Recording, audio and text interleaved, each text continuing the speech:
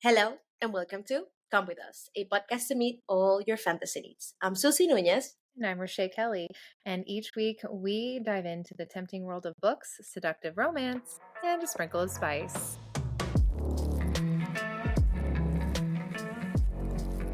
Hi, sinners. Welcome to episode 25 of Come With Us, your favorite podcast.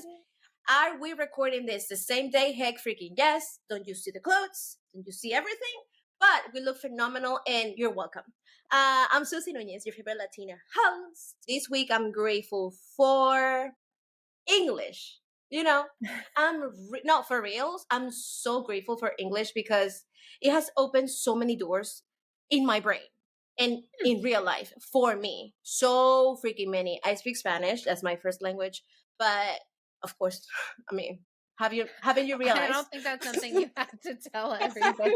Haven't you realized? So it has opened so many doors for me in so many ways, especially when it comes to reading. Before I used to read everything in Spanish, and when I tell you the word fuck in books in Spanish is so not okay that I haven't read books in Spanish in the past 7 years. Really? Yep. What's the word in Spanish? Follar. You can't yell that when you're having sex.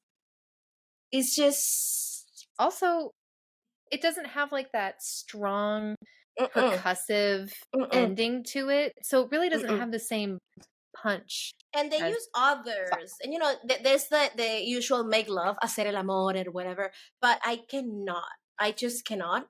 The word fuck for me, it just does something in my brain, and I'm so grateful for English. Really, that's what I'm grateful for this week. What about you, Reshea? My name's Reshea Kelly. I'm your favorite other host.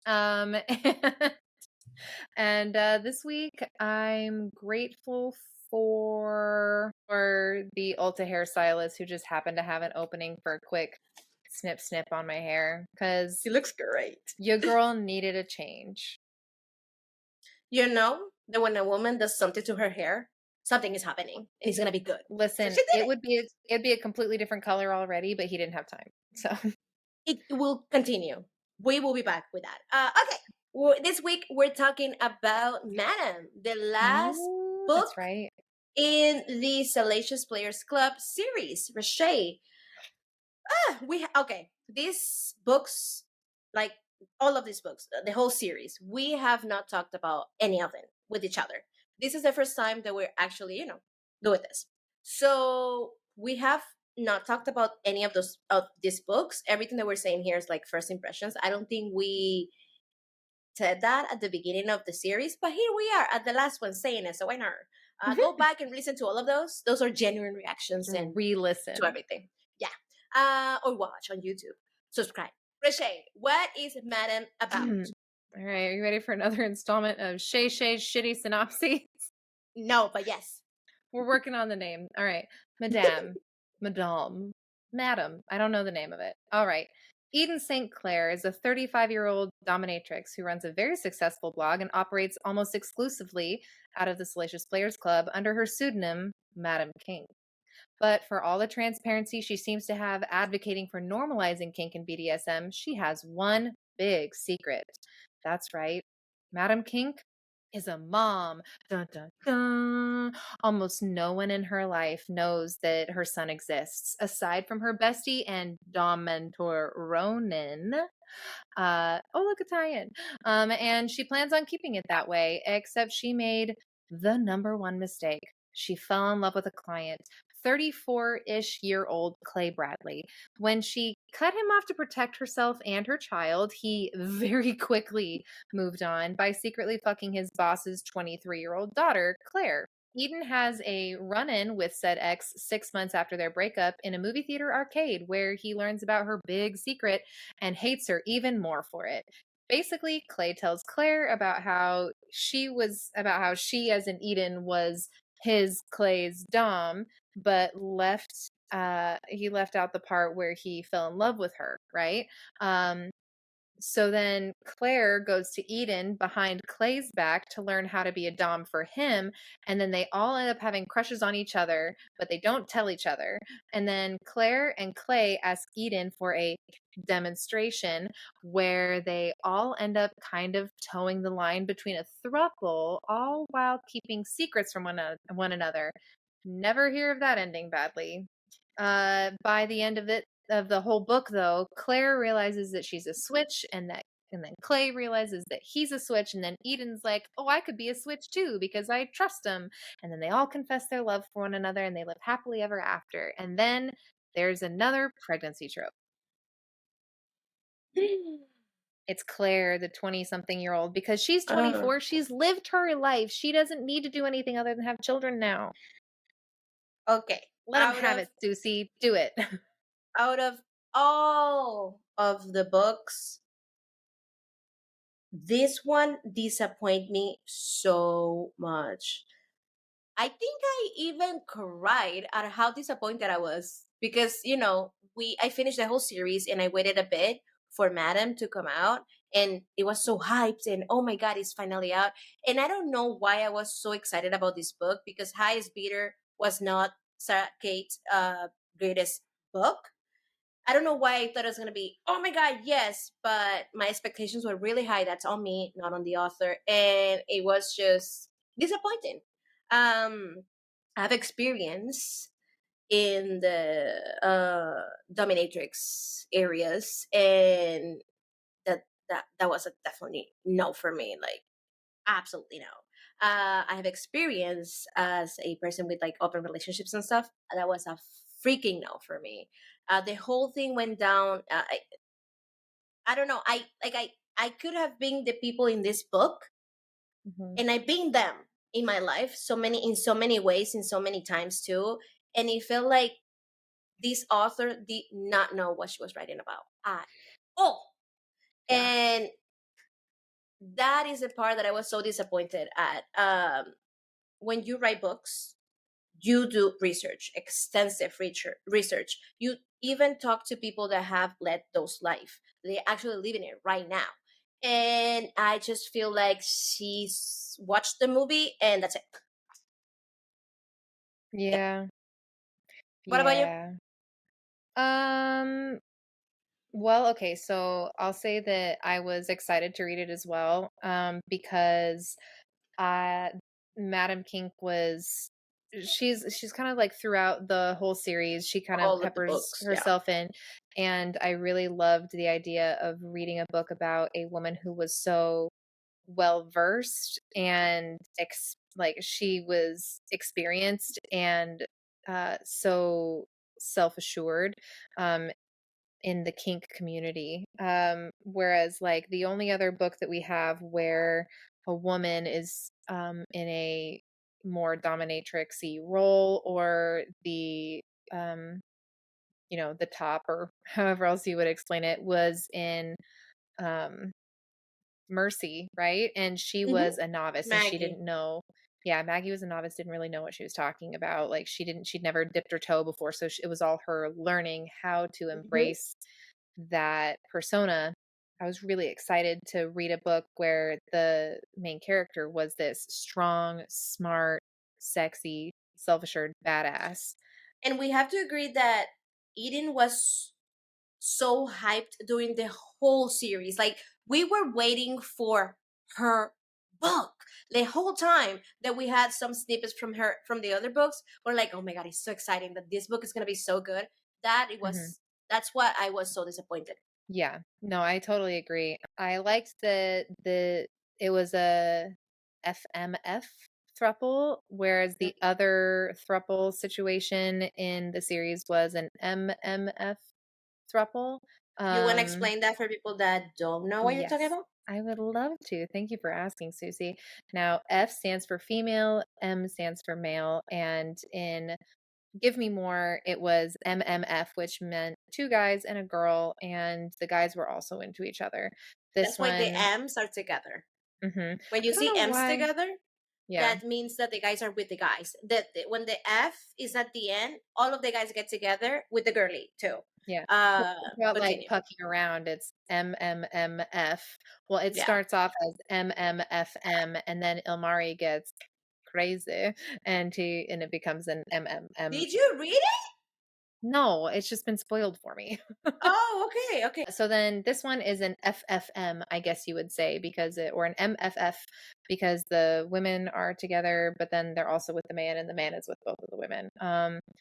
So I thought that would be nice because my little bisexual heart just loves it. And everybody becomes a switch, which I guess is a thing. I mean, I imagine switch is probably more common because nobody's hello, Rocio. Nobody's a monolith, is what I was gonna say.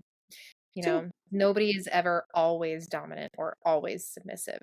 Um, so I don't know. I guess that was nice.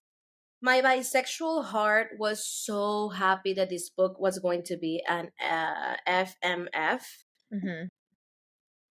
But again, I was so disappointed. Which is Claire, fun because she's dating Clay. I know. That name, the whole book, he didn't do anything, like nothing for me. His character, I was like, please, like throw a Garrick here, or like I don't know, a Drake or something. No, we Yeah. had Clay. I guess we need an average guy, but yeah, Claire was not it for me. Even though, like ending the book, she was from all of them. I have to admit, she was my favorite. She was the one that was like, you know what, peace and love. We gotta work this out. We're Hmm. being we're being meanies when it comes to love and blah blah blah and being happy. So I was like, girl, I see you. You're growing as a person. You have more emotional intelligence than these motherfuckers. So I love that for him, for her. Hmm. But in the whole book, she was insufferable for me. Like I was like, no. Okay, so I will say I did audiobook this. Mm-hmm. Okay. And it made it hard that I could not I was not a huge fan of Madame Kink's or Mm-hmm. Claire's voice actors character-wise. I don't know. I get I think I can see why you like Claire, and I think I like her for the At same the reason end, too. at the At the end. end. At the end. And it's because there was a miscommunication trope happening, and Claire was the only one that was like, "Can we just talk about this like adults, pretty please?" And I was like, "That's what needs to happen." And If you then, listen to episode 0 of this podcast, you would know that Reshea and I, we fucking hate a miscommunication trope yeah, so much. There's no and, need for that trope. yeah, and then on top of it was your other least favorite trope, where Eden says, well, they don't need to be with me because I'm damaged goods and I've got a son, and I can't. I don't want to make them, raise my son, and I can't put my son through that and blah blah blah. So I'm just going to make a unilateral decision for everybody. Mhm.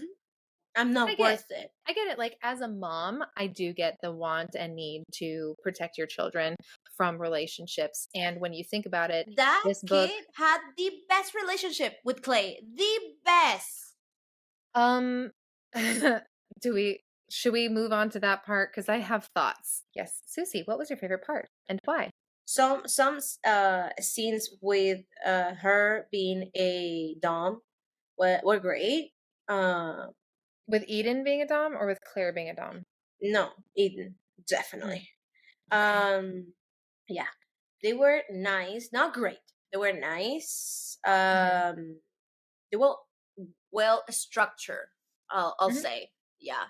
Um, what else?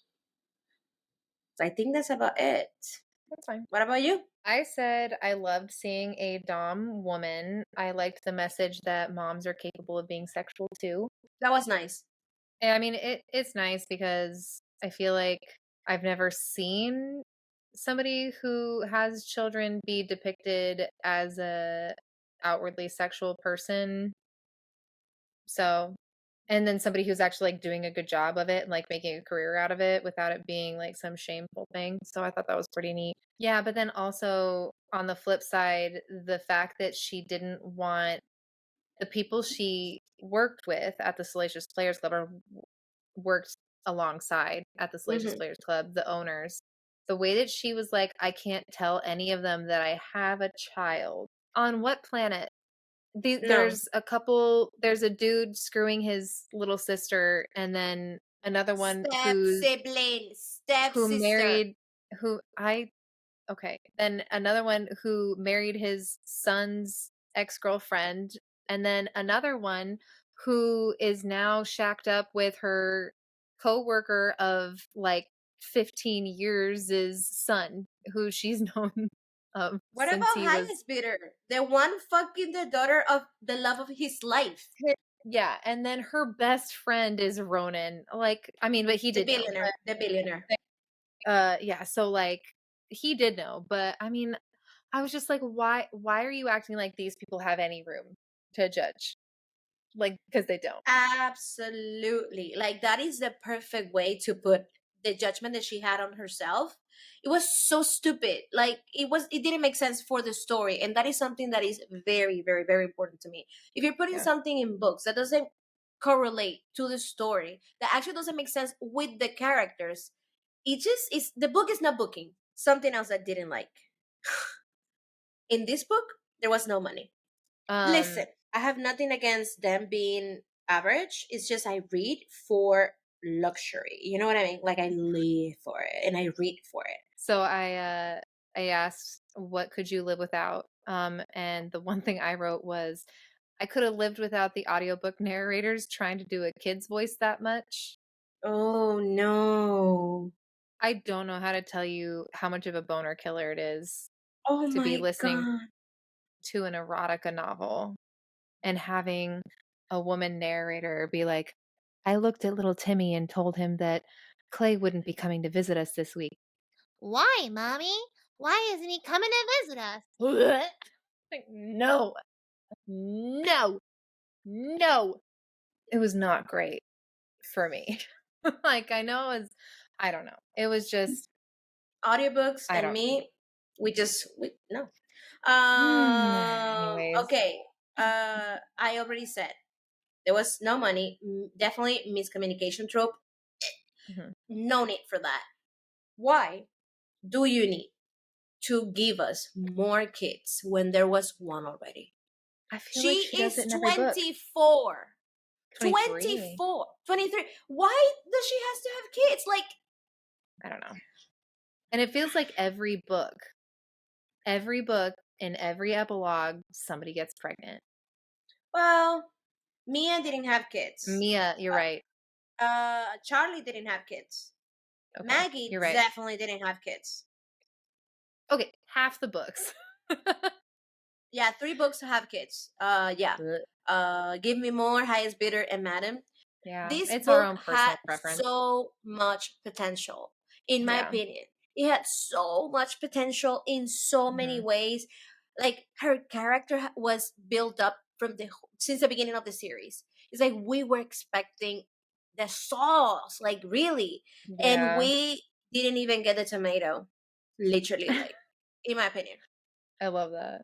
Let's talk about the thruple then, the thruple part. How quickly this happened. What do you mean? Because if we're looking at the timeline here, so he starts seeing her, they end up feeling things for each other. I think over the course of like a year and a half, he's seeing her, right? Mm-hmm. They break up because she pushes him away because they're getting too close, and she's like, no, no, could never. And then they break up pretty quickly, like a matter of weeks um after they're falling out. He starts banging his boss's daughter, right? Yeah.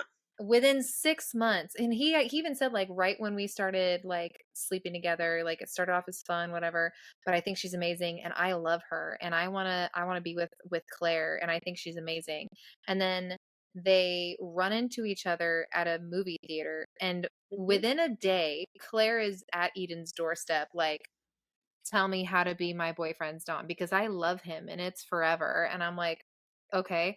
Um, you guys are still just like fucking at the office. He's not even like taking you on dates. You're legit just fucking at the office. And then there's like 3-ish months where they're all kind of going behind each other's backs and doing a weird love triangle thing, but all together. And then they're having this big falling out conversation where like, oh, they need to be together. So I feel like each one of those, like everybody's falling in love with at each of these different points.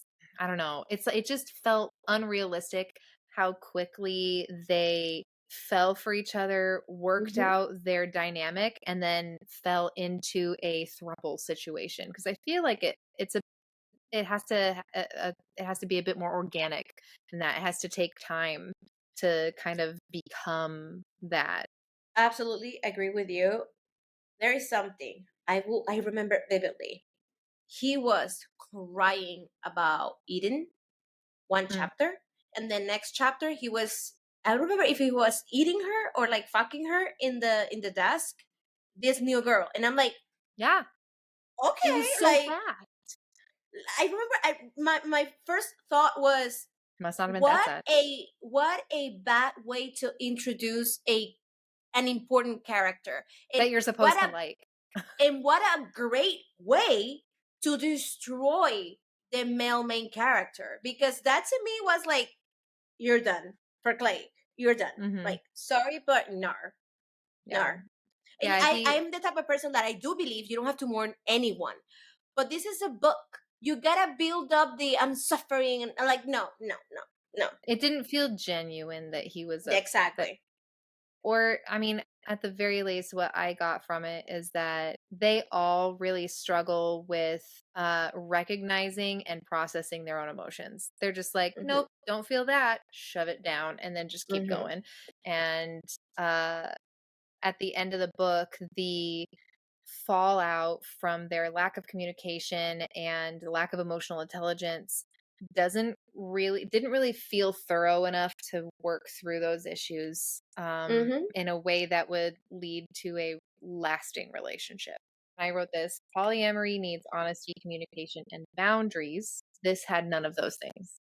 Eden's story, what the heck. I think I would have loved to hear more of backstory of her with her first husband, with her, I guess, only husband. And I know it's a bit darker, but I really would have loved to have heard like how she clawed and scraped her way out of that, and just because it feels like a grittier, more honest part of her backstory. Um, it felt like it was something a else bit glossed over. Something else that felt forced and fake was her story. It was so quick. Yeah. We needed details. We got a bit of the trauma, but we are trauma girlies. We love a trauma in a book. We needed more. Yeah.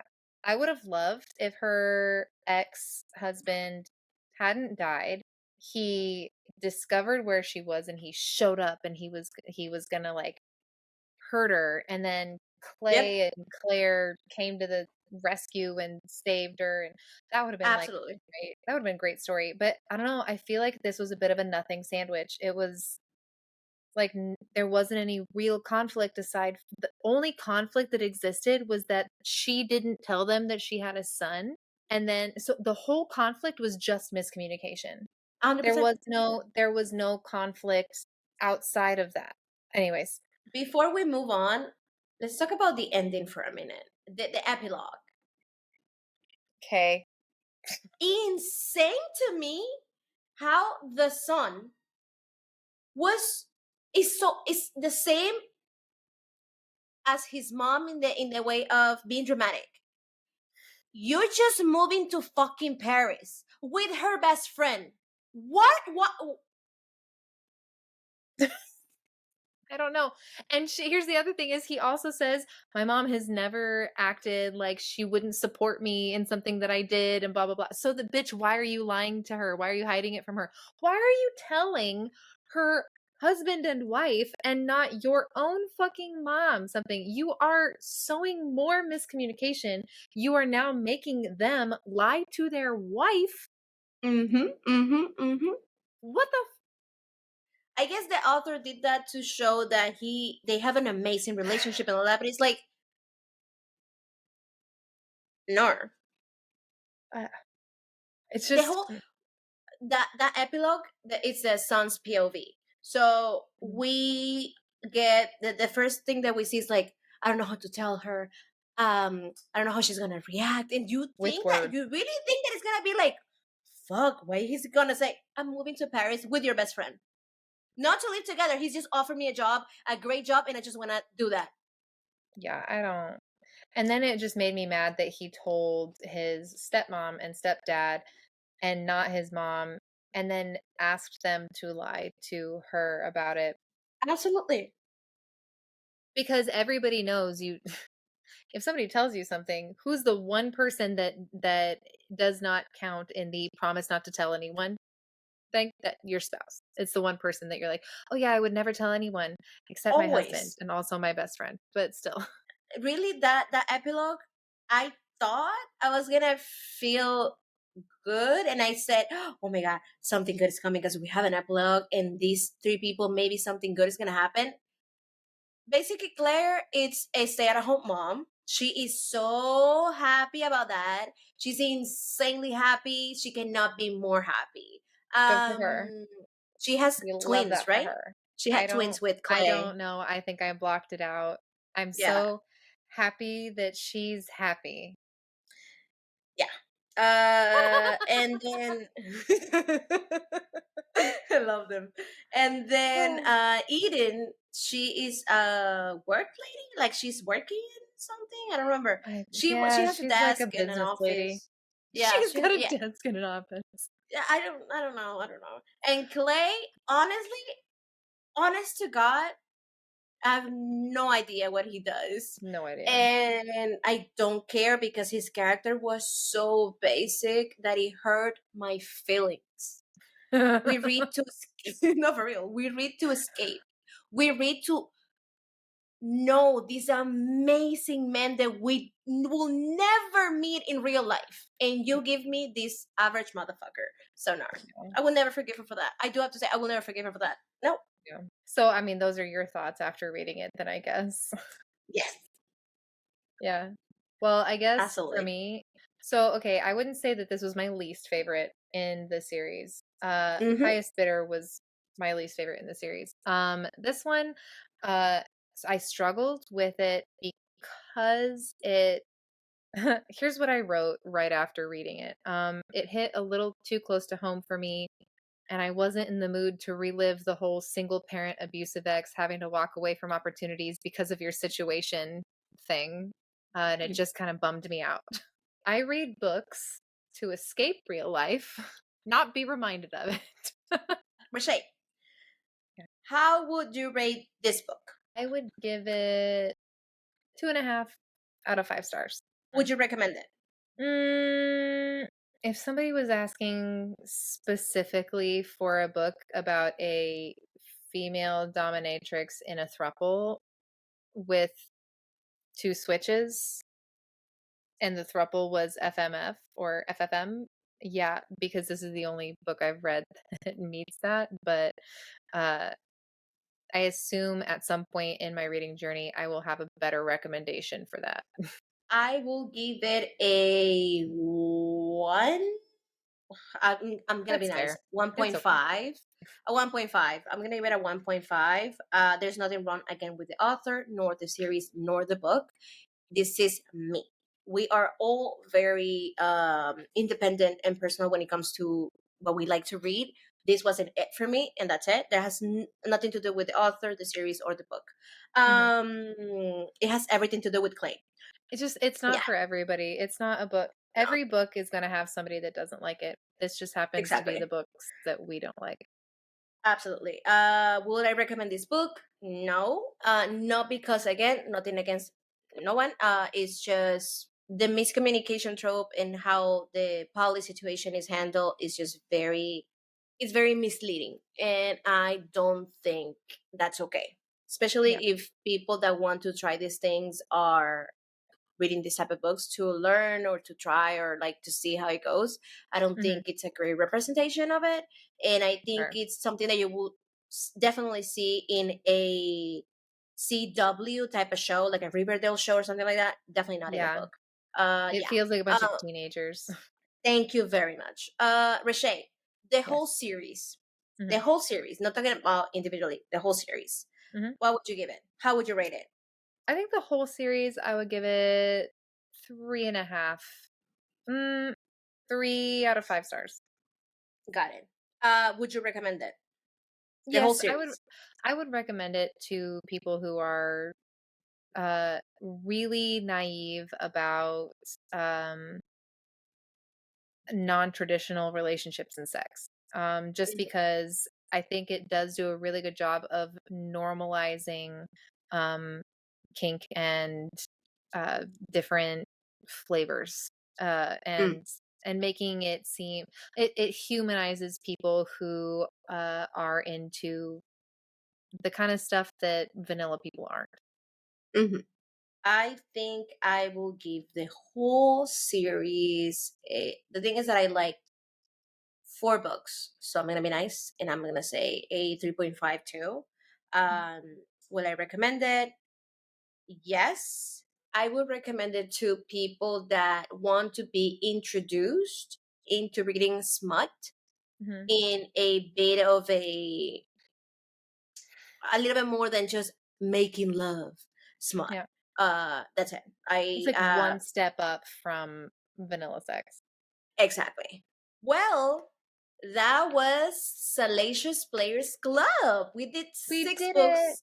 We did it. We're all Honestly, I'm done. really proud of ourselves. Again, to the author, if she listens to this, because I know that she knows that we're doing this. She's seen it on Instagram. Nothing wrong with your series, nothing wrong with your books. This is just a podcast about books, and we talk about our experiences reading the books. So nothing wrong with it. Nothing wrong with anything. Nothing wrong with you. Nothing wrong with the series nor the books. It's just a me thing. But I like 4 though. I like 4 of those books. So yeah, Also, you're like really successful and rich. So why do you care what we think? yeah, exactly. So don't take it personal. That's what I'm saying. Because what Me, we are saying, little old me, don't worry about me. I'm not important. I am, and I have a strong opinions, but it has nothing to do with you. Uh, just wanted to clarify that. And you can see Just which one wanted of us has been in more therapy. just wanted to clarify that.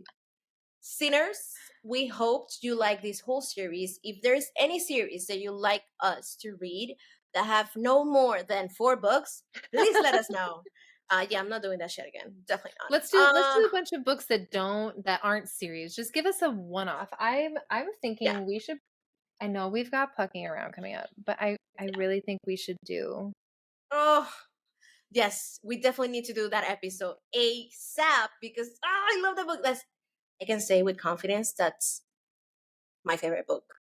Thank you, sinners. We hope you like this series. And if you have read the series, let us know your thoughts. We actually want to know what you think. You can go over there, or we can leave the little thingy open on the Spotify where they Mm. can write things.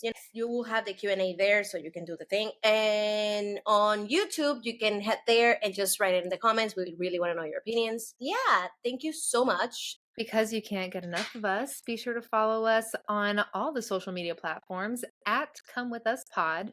And you can find every link for anything you could ever possibly need regarding us at our website, comewithuspod.com. Be sure to leave us a 5-star review. Pretty, pretty, pretty please.